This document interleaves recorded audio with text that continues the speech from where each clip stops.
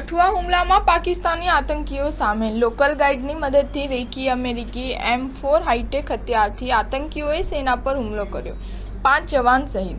જમ્મુ અને કાશ્મીરના કઠુઆ જિલ્લામાં સોમવારના રોજ થયેલા આતંકવાદી હુમલામાં એક જુનિયર કમિશન ઓફિસર સહિત 5 જવાનો શહીદ થયા હતા। હુમલામાં ઘાયલ થયેલા 5 જવાનોએ મોડી રાત્રે કઠુઆના બિલવાર સામુદાયિક આરોગ્ય કેન્દ્રથી પઠાણકોટ સૈન્ય હોસ્પિટલમાં રિફર કરવામાં આવ્યા હતા।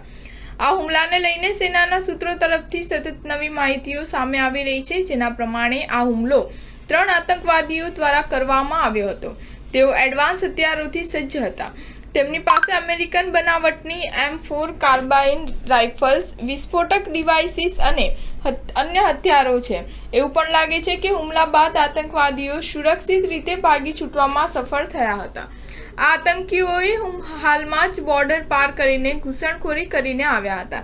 મીડિયા રિપોર્ટ્સ પ્રમાણે હુમલા માટે એક લોકલ ગાઈડે પણ આતંકીઓની મદદ કરી હતી। જોકે સુરક્ષા દળો બપોરે 3:30 વાગ્યે પોલીસ અને સુરક્ષા દળોની સંયુક્ત ટીમ કઠુઆના મચેડી વિસ્તારમાં સર્ચ કરી રહી હતી।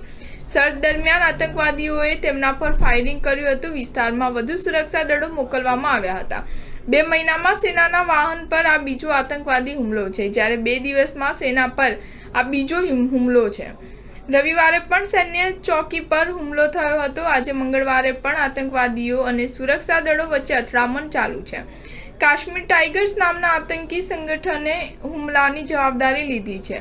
આ સંગઠન પ્રતિબંધિત પાકિસ્તાની આતંકવાદી સંગઠન જૈશ-એ-મોહમ્મદની શાખા છે। સંગઠન દ્વારા સોશિયલ મીડિયા પર એક પોસ્ટમાં લખ્યું હતું કે આ હુમલો 26 જૂને ડોડામાં માર્યા ગયેલા 3 આતંકવાદીઓના મોતનો બદલો છે। એ પણ જણાવ્યું કે આતંકીઓએ હેન્ડ ગ્રેનેડ અને સ્નાઇપર ગનથી હુમલો કર્યો હતો। સ્ટાર ન્યૂઝ 7 હંમેશા સચ્ચાઈની સાથે।